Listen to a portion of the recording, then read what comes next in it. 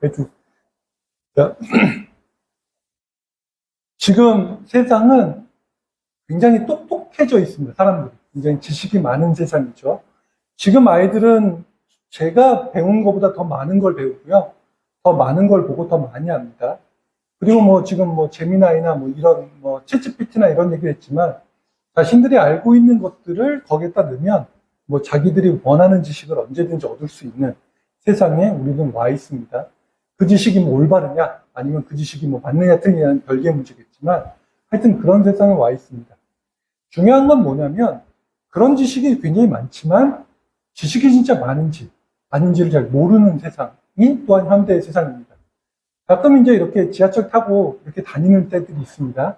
뭐 누구 만나자 그러면 지하철 타고 왔다 갔다 하고 이러는데 가끔 이제 출퇴근 시간이나 뭐 이럴 때 지하철 타고 가다 보면 그런 경우도 되게 많습니다. 문 앞에 이제 이렇게 사람이 많잖아요. 그럼 문 앞에 이렇게 있잖아요. 그럼 문 앞에 있으면 차 문이 열리면 뒤에 있는 사람이 내려야 되니까 자기는 잠깐 내렸다가 타야 되는 거죠. 이러한 모든 상황을 사람들은 다 이해하고 있고 알고 있습니다. 자기가 내릴 때 앞에 있는 사람이 있으면 누구나 다 신경질 내거나 짜증이 나거나 그러겠죠. 못 내리니까요. 못하고 못 내리니까.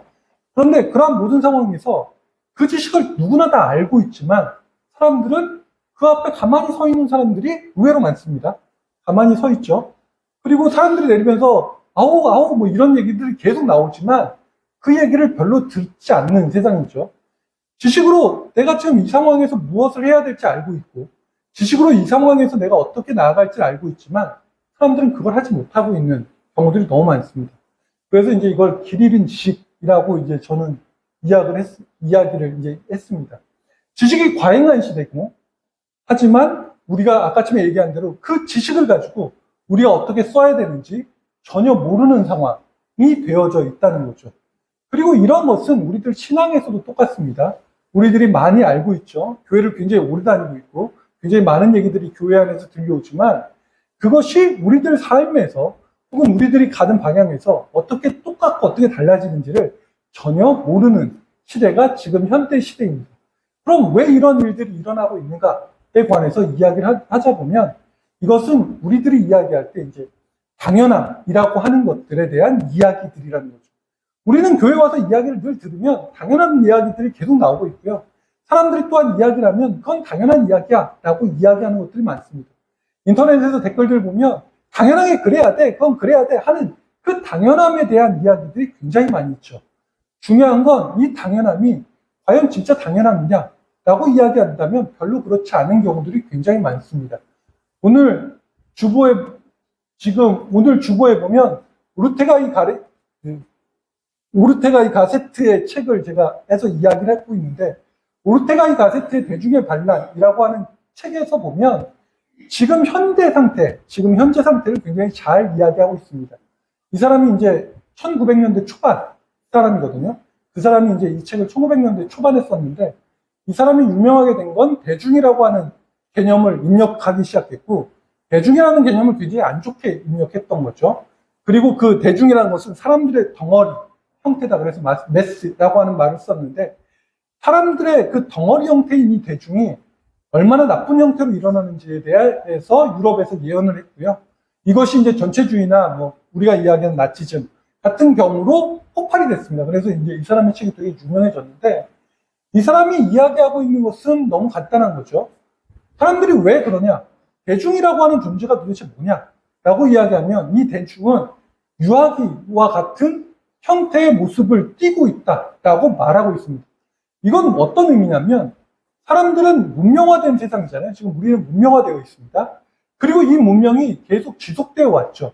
그런데 사람들은 이 문명이 그냥 주어진 것으로만 착각하고 있다는 겁니다.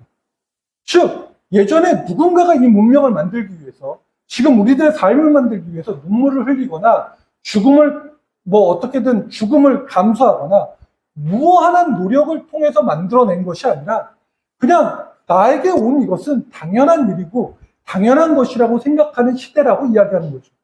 이 사람들은 그래서 불평이 되게 많은 시대고 불만이 많은 시대다. 이렇게 이제 이 사람은 정의했습니다. 오늘 신명기 16장 10절에서 12절에 이야기하고 있는 바가 그겁니다. 하나님이 이스라엘 백성들에게 이야기하고 있는 거죠. 너희들은 가라. 그러면 이제 그들을 이끌어서 적과 꿀이 흐르는 가나안 땅으로 들어갔습니다. 그러면 그곳에는 오늘 얘기하는 것 그대로 너희들이 노력하지 않았지만, 너희들이 가꾸지 않았지만 집이 있고, 너희들이 만들지 않았지만 어쨌든 포도밭이 있고, 너희들이 파지 않았지만 문물이 있다는 거죠. 그곳에서 너희들이 풍요한 생활을 하고 있을 때 그 전에 사람들의 노력, 그 전에 너희들이 어떤 방식으로 일을 했던 것인가에 대한 노력을 너희들은 잊지 말라고 이야기하고 있습니다. 이야기는 반대로 어떤 걸 의미하고 있을까요? 그거를 잊어버렸다는 겁니다. 사람들은 그걸 충분히 잊어버리고 현 상태를 살아가고 있는 거죠. 우리들은 우리들의 과거를 잊어버립니다. 우리들이 어떠한 상태로 일어나고 있는지, 어떠한 상태로 나가야 될지, 그리고 어떠한 상태로 가야 될지를 잊어버리는 거죠. 그리고 요즘도 똑같죠. 요즘 아이들도 있지만 요즘 젊은 사람들에게 이야기하면 이러죠. 꼰대 이렇게 되는 이유 중에 하나도 과거를 잊어버리고 있기 때문에 그런 겁니다.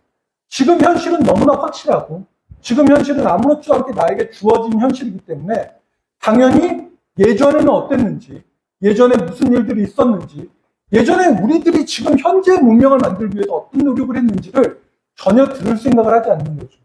우리들이 나와서 예배를 드리는 것, 우리들이 편안하게 하나님 앞에 나오는 것, 더 나은 말씀을 위해서 우리들이 더 노력하는 것들은 과거를 위해 얼마나 많은 사람들이 피를 흘리면서 이것을 지키고 이 진리를 향해 나가기 위해 노력했다는 사실을 잊어버리고 있는 거죠. 편안한 신앙, 그리고 편안한 말씀 속에서 우리들이 현실을 잊어버리는 삶들을 끊임없이 살아가고 있습니다. 이러한 은혜를 망각하는 사람들은 결국은 하나님의 법을 상실하게 되는 거죠. 그리고 이러한 상실은 뭐냐면 결국 원리를 잃어버린다고 이야기하고 있는 겁니다. 이 원리를 잃어버린다는 얘기는 결국 우리들의 삶 속에서 가지고 있는 가장 중요한 원리, 가장 중요한 그 핵심이 무엇인지를 찾아가지 않는다는 거죠. 난 지금 현재 이러고 있어. 현재 이런 건 너무 당연한 일이야 라고 생각하는 것이지, 이런 일들이 왜 일어나고 있는지를, 왜 일어나야 되는지를 모르는 거죠. 지금 얼마 전에 삼성전자 노조가 데모를 해서 문제가 일어났죠. 사람들이 이야기합니다. 노조는 다 없애야 돼 라고 이야기하고 노조는 필요 없어 이런 얘기들이 많이 나오는데, 노조가 무엇인지, 우리가 왜 지금 현재 노동자들이 지금과 같은 권리를 얻었는지에 관한 생각들을 아무도 하지 않죠. 내가 지금 쉴 수 있는 권리, 내가 지금 얻을 수 있는 노동의 권리가 누구로부터 어떻게 시작됐는지를 모르고 있는 겁니다. 그러니까 사람들은 그 원리를 모르기 때문에 현재 자기 자신의 위치 내에서 그저 현재의 삶 속에서 불평할 때 따라서 불평하기만 하면 되는 상황이 생기게 되는 거죠. 사람들은 이것을 어떻게 이야기하냐면 과정이 필요 없는 결론만 이야기합니다. 모든 사람들이 다 얘기하죠. 결론만 말해. 그래서 결론이 뭐야? 네가 요구하는 결론을 그것만 얘기하면 돼 라고 얘기하는 거죠. 그것이 이루어지는 모든 과정들을 무시하는 겁니다. 그래서 저 지난주에도 얘기했지만 성경은 미래에 대한 예언서가 아닙니다. 하지만 미래를 말할 수 있죠. 우리들의 현실은 미래는 존재하지 않은 것입니다. 우리들에게 있어서 과거는 있을 수 있습니다. 그리고 현재가 존재하겠죠. 미래는 존재하지 않는 허상인 거죠. 미래는 현재가 쌓여서 생기는 무엇입니다. 현재가 어떻게 쌓이느냐에 따라서 미래가 결정되는 거죠. 현재 내가 어떻게 쌓느냐에 따라서 우리 미래는 좋을 수도 있고 나쁠 수도 있습니다. 그런데 사람들은 미래만 이야기하죠. 현재 우리가 무엇을 쌓아야 될지, 어떻게 행해 나가야 될지를 모르는 상황에서 미래는 그렇게 결정되어 있으니까 넌 무조건 그렇게 해야 돼 라고 말하고 있는 거죠. 신앙에서 가장 위험한 상황들은 미래에 대해서 확신하는 겁니다. 세상은 멸망할 거야. 요번에 전쟁이 일어났어? 이 전쟁은 아마겟돈 전쟁일 거야. 곧 예수님이 오실 거야. 라는 확신인 거죠. 성경이 우리들에게 말하는 것들은 그러한 이야기들이 아닙니다. 성경이 우리들에게 말하는 것들은 저번에 이야기한 대로 지금 너희들의 현재가 어떻게 쌓여가느냐. 니네들이 그런 식으로 쌓아가면 망할 수밖에 없고, 니네들이 다른 식으로 쌓아가면 너희들은 잘 될 수밖에 없어. 라고 이야기하는 거죠. 현재 잘못 쌓아서 내 미래의 현재가 잘못되어 갔다면 그 쌓는 것들을 다시 쌓는 시간이 필요합니다. 그러니까 하나님은 그 쌓는 시간을 다시 그들에게 주죠. 이스라엘이 멸망하고 나서 당장에 그들이 회복될 거야? 아닙니다. 그들은 잘못 쌓아서 멸망하고 있기 때문에 다시금 처음부터 다시 쌓는 시간이 그들 가운데 필요한 거죠. 그런데 우리는 이러한 것들을 잊어버립니다. 그래서 이제 언어에서는 기의, 기표 이런 것들이 있죠. 그래서 기표는 우리들이 이야기하는 상징들, 우리들이 행하는 모든 행위들, 뭐 십자가 이런 것들이 기표고, 기의는 이 십자가에 담겨있는 뜻이 기의라고 이야기합니다. 그런데 우리들은 기표와 기의에 대한 단절이 이루어지면서 그것에 대한 의의나 생각은 하지 않죠. 우리가 가지고 있는 기표는 무엇이냐면 그냥 단순히 형식 그 이상이 아닌 거라고 이야기하고 있습니다. 반대로 이야기해서 기표가 단절된 기의는 아무런 의미가 없습니다. 그것을 생각하는 사람도 그것을 의미하는 바도 존재하지 않죠. 두 개가 같이 일어나야 그것들이 이루어지고 행동에 나아갈 수 있습니다. 그런데 우리들의 지식이 어떤 의미를 갖고 있느냐? 불편한 건 못 참죠. 과거를 생각하지 않기 때문에 기의는 존재하지 않습니다. 당연히 기표는 쓸데없는 의무만 강요하고 있는 것 같은 느낌이 듭니다. 그러니까 쓸데없는 의무만 강요하기 시작하는 것들은 결국 우리들에게 아우 저런 건 쓸데없어 하면 안 돼. 그냥 단지 내가 편한 대로 내 편한 삶만 살아가면 돼 라고 말할 뿐이죠. 그래서 우리들에게 있어서 희생이란 불필요한 것이다 라고 생각합니다.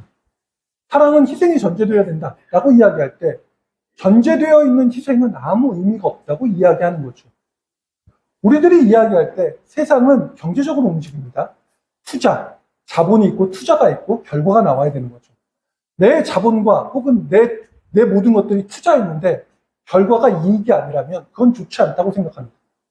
그런데 우리가 이야기할 때 예술도 과거의 모든 시간들은 예술도 종교도 이런 경제적인 개념하고 관련이 없도록 이야기되어져 있는 이유가 존재합니다. 왜냐하면 투자했지만 그만큼 바다에 이익이 존재하지 않을 수도 있습니다. 하지만 투자해서 이익이 존재하지 않는다고 해서 그것이 의미가 없는 건 아닙니다. 우리들이 이야기하죠. 아이에게 투자하거나 다른 사람들에게 투자하는 것들에 대해서 이익이 존재하지 않으면 우리들은 그것이 불필요하다고 생각합니다. 즉, 다른 사람에 대한 어떤 희생, 이런 것들이 전혀 없는 상황에서 우리들은 우리들만의 권리만 끊임없이 이야기하게 되는 거죠. 그러면 내가 알고 있는 모든 지식이 부패할 수밖에 없는 상황으로 연결됩니다. 그러한 지식의 부패는 우리들의 삶을 굉장히 슬프고 고독하고 어렵게 만들죠. 지금 우리들의 모든 삶들이 계속 고독하고 어려운 상황으로 나가고요. 단절이 일어나는 사회, 나 혼자만 이루어지는 사회로 끊임없이 향하도록 만듭니다. 사람하고 사람이 만나지만 사람하고 사람이 만나는 것들에 대한 두려움도 계속 가질 수밖에 없는 거고요. 사람을 그래서 어떻게 만나야 되느냐도 끊임없이 이야기하고요. 사람하고 어떻게 관계를 맺어야 되느냐도 계속 이야기될 수밖에 없는 사회 속에 우리는 살아가고 있는 거죠. 그래서 우리는 생각해야 됩니다. 우리가 하고 있는 모든 것들, 이 기표가 무엇인지를 알아야 된다는 거죠. 결국 기표는 우리들 가운데서 이야기할 때 굉장히 어려운 것일 수 있습니다. 그래서 오늘 성경에서 보면 손목에 이렇게 뭘 메고요. 이스라엘 유대인들은 지금도 합니다. 손목에 뭘 이렇게 돌돌돌 메고 이마에 뭘 이렇게 집어넣습니다. 그래서 이제 표를 이렇게 새겨서 여기에다 율법을 집어넣고 다니면서 이렇게 가도록 만듭니다. 이러한 모든 것들은 불편함을 야기하죠. 이러한 불편함이 우리들 삶에서 존재해야 된다라고 이야기합니다. 이러한 불편함이 율법 혹은 율법이라고 이야기하는데 그 율법을 우리들 말로 지금 바꾸면 그것은 의무인 거죠. 즉 우리들의 삶 속에서 지금 우리들은 권리만 있고 의무가 없는 세상 속에 살아갑니다. 사람들이 계속 이야기하죠. 우리들의 권리가 무엇이다. 권리는 당연히 쟁취해야 된다. 그래서 요즘 민원이 많은 이유도 진상이 많은 이유도 같은 이유입니다. 본인들이 진상인지 모르는 이유는 자신들의 권리가 대단하다고 생각하기 때문인 거죠. 이 세상은 권리만 있습니다. 아이들도 마찬가지죠. 부모님에게 계속 권리를 요구하죠. 권리만 존재합니다. 하나님이 우리들에게 요구하는 건 뭐냐면 권리가 있다면 당연히 의무가 필요하다는 겁니다. 그리고 그 의무는 우리가 살아가는 세상의 원리에 대한 또 다른 이야기인 거죠. 과거의 사람들이 이만큼 만들어 놨다면 우리는 이 세상에서 조금 더 나은 세상으로 만들어 가야 할 의무가 우리들 가운데 존재하는 거죠. 그리고 그 의무는 우리들 가운데 불편함을 이야기합니다. 그리고 그 불편함은 내가 충분히 감수해야 될 요건이라고 하는 거죠. 그리고 그 감수해야 될 요건은 내가 끊임없이 그 의무를 바라보면서 원리를 생각할 때 이야기되어지는 것이라고 하는 겁니다. 즉, 마음 가운데 도대체 우리가 왜 그걸 해야 되느냐에 대한 이야기들이 들어가야 된다는 거죠. 저번에도 한번 말씀드렸듯이 예배의 모든 순서들은 혹은 예배의 모든 것들은 다 하나님과 우리와의 신비 가운데 들어가는 무언가가 있기 때문에 만들어진 거라고요. 예배 그 자체는 성도들에게 있어서 의무일 겁니다. 그러니까 되게 불편하죠. 이 불편한 모든 의무 가운데 우리가 선택할 수 있는 의무가 존재하는 거죠. 그리고 이 의무는 내가 왜 와서 행해야 되느냐, 내가 와서 왜 이것을 해야 되느냐에 대한 이야기가 그 가운데 들어가야 한다는 겁니다. 그걸 내가 모른다면 이 의무는 그저 한낱 형식에 불과한 거고요. 이 형식은 우리들로 하여금 다른 사람을 정죄하기 위한 도구로밖에 사용될 수 없다는 거고요. 반대로 얘기해서 이러한 의무는 내가 내 마음 가운데 왜 그것을 해야 되는지 알 때 내가 선택할 수 있는 무엇이 되어야 한다는 것입니다. 즉, 의무를 내가 선택하지 않는다면, 내가 선택할 때 이것이 무엇인지 모른다면 우리는 의무에 대해서 끊임없이 안 좋은 생각을 가질 수밖에 없는 거고요. 그리고 그것을 통해서 우리는 무언가를 볼 수 없는 형태로 나아갈 수밖에 없는 겁니다. 토라는 우리가 이야기할 때 율법이라고 이야기합니다. 토라는. 그런데 토라의 원래 뜻은 관역을 맞추는 화살입니다. 관역을 맞추는 화살. 그러니까 우리의 삶의 방향을 가리키는 거죠. 삶의 방향을 가리켜서 토라라고 하는 말은 율법이라는 말로도 성경에 쓰이지만 가르치다 라는 말로도 쓰입니다. 그래서 왕이 그 아들에게 토라를 해야 한다라고 성경에 많이 나와 있는데 가르쳐야 한다는 겁니다. 가르침이라고 이야기하는 건 그들에게 무엇을 가르치겠습니까? 원리를 가르치는 거죠. 뿌리를 가르치는 겁니다. 그리고 우리가 그 의무를 행할 때 너 예배 드려! 교회 가야 돼! 라고 이야기하는 게 아니라 네가 예배를 드려야 되는 이유가 무엇인지 그리고 네가 그것을 해야 되는 이유가 무엇인지를 또한 이야기해야 되는 거죠. 성경은 이걸 강론하다라는 말도 나옵니다. 뾰족하게 깎아서 그걸 끊임없이 반복해서 그걸 예리하게 깎아서 그걸 내가 알아갈 수 있도록 이야기하는 거죠. 가르치는 사람은 그럼 어떻게 해야 됩니까? 가르치는 사람은 반대로 내가 그걸 끊임없이 알아서 그것이 도대체 왜 그렇게 해야 되는지를 설명할 수 있어야 하는 거죠. 아이들을 키울 때 제일 힘든 게 뻔히 알고 있지만 제일 힘든 게 뭐냐면 왜? 라고 물어보는 겁니다. 뭐 해? 그럼 왜? 이렇게 해야 돼. 왜? 그렇게 해야 돼. 왜? 그 왜를 한 3번만 하면 머리에 이게 뚜껑이 열릴 것 같습니다. 이게 머리가 막 부글부글 그냥 하면 안 될까? 이런 얘기를 계속 많이 하죠. 왜? 그 얘기는 반대로 얘기하면 내가 시킬 때 나도 그걸 왜 해야 되는지 그 원리를 내가 모르고 있다는 겁니다.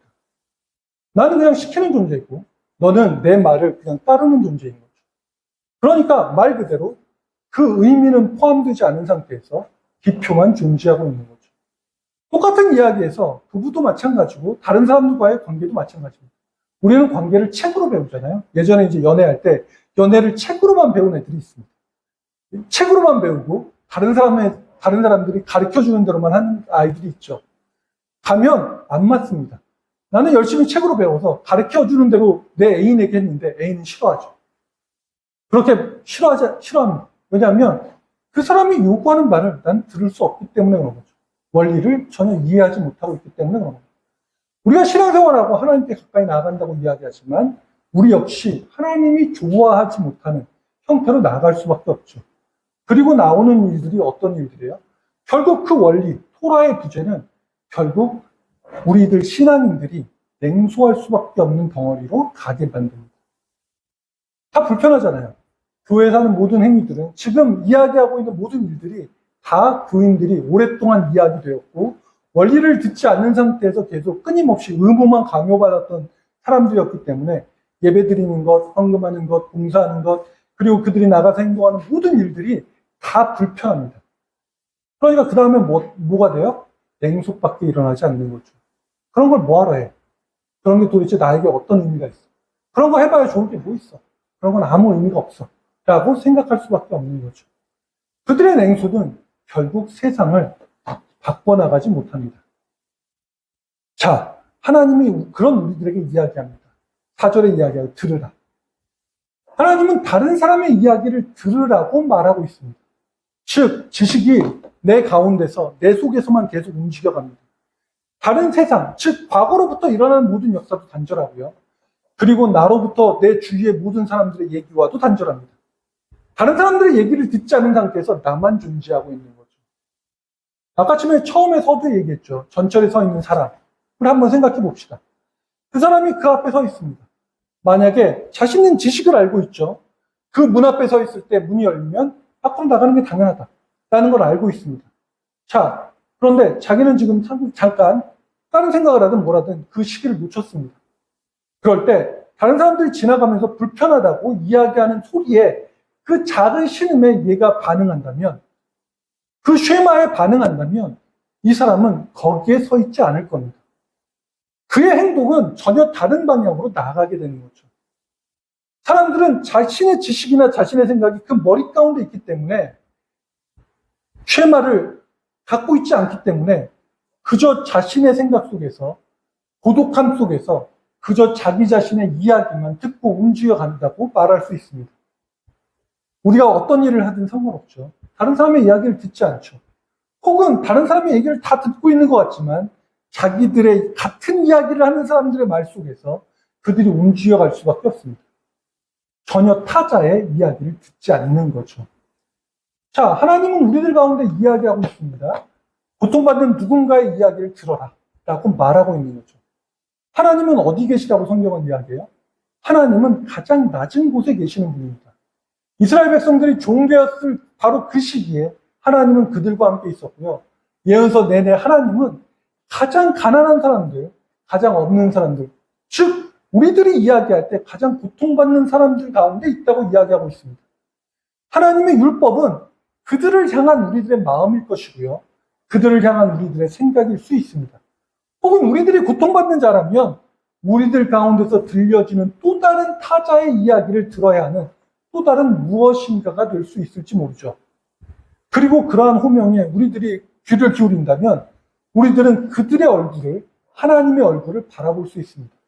하나님은 우리들의 타자라면 하나님이 부르는 호명을 듣는과 동시에 지금 하나님이 처해 있는 얼굴을 우리들은 바라볼 수 있는 거죠. 내가 화를 낼 때 다른 사람의 얼굴이 어떤지, 혹은 내가 움직이고 있을 때, 내가 이야기할 때 다른 사람의 얼굴이 어떤지를 내가 바라볼 수 있느냐인 거죠. 반대로 얘기하면 내가 다른 사람을 바라볼 때 내 얼굴의 표정이 어떤지를 내가 볼 수 있느냐인 겁니다. 다른 사람을 바라볼 때 그를 바라보는 표정이 어떤지를 거울을 통해서 내가 바라볼 수 있다면 우리들은 내 스스로의 타자, 내 안에서 나를 타자로 만든 그것과 나는 함께 이야기할 수 있게 되는 거죠. 아무도 내 얘기를 듣지 않지만 말 그대로 나는 내 자신 속에 숨겨져 있는 또 다른 나의 말을 듣지 않는다고 이야기할 수 있습니다. 결국 이건 뭐냐면 내가 나만의 나르시즘을 가지고 이야기하는 거죠. 즉 이상화되어 있는 나를 바라보면서 숨겨져 있는 나를 움직여가는 거죠. 그래서 우리는 너무나 이상화되어 있는 세계 속에서의 모습을 보지 못합니다. 하나님도 화를 내고요. 관계 속에서 하나님도 기분 나쁘면 신경질도 내고요. 하나님도 말 안 들으면 징벌도 하고요. 여러 가지 모습을 하죠. 하나님의 모습이 인자라면 그 인자는 그저 우리가 생각하는 이상형의 자애로움만 존재하진 않는다는 겁니다. 성경에서 얘기할 때 하나님의 모습 속에서 드러나는 것이 자애다라고 구약에서 이야기한다면 그 자애는 그 가운데 화도 있고요. 징계도 있고요. 슬픔도 있고요. 사람들에게 짜증도 있고요. 여러 가지 것들이 포함되어 있는 것의 자애인 거죠. 그걸 그의 모습을 보지 못하기 때문에 우리는 당연히 그는 그럴 거야 라고 움직여갈 수밖에 없는 상황이 되어 있는 겁니다. 자, 이제 우리가 다시 한번 생각해 봅시다. 자, 다른 사람들, 우리는 무엇을 물어야 되는지를 생각해 볼 필요가 있습니다. 우리는 무엇을 물어야 되고, 무엇을 들어야 되는지, 그리고 어떻게 되어야 되는지를 생각해 볼 필요가 있습니다. 내 가운데서 질문하지 않거나, 내 가운데서 다른 사람의 얘기를 듣지 않는다면, 우리는 그냥 우리 가운데 있는 사람일 것이고, 우리들의 생각은, 우리들의 모습은 앞에 나가 있는 사람들의 현실 속에서 현상이 되어져서 보여지지 않을 겁니다. 우리들은 단순히 그저 우리들의 현실을 그냥 불편하게 불만을 섞인 모습으로 가져갈 수밖에 없는 거죠.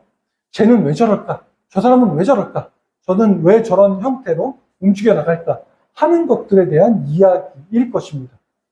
하지만 우리들이 만약에 다른 사람의 목소리를 들을 수 있다면, 다른 사람들이 나를 향한 이야기를 들을 수 있다면, 그리고 하나님이 나를 향해서 말씀하시는 소리를 들을 수 있다면, 우리는 우리가 알고 있는 것의 원리를 찾아갈 수 있을 겁니다.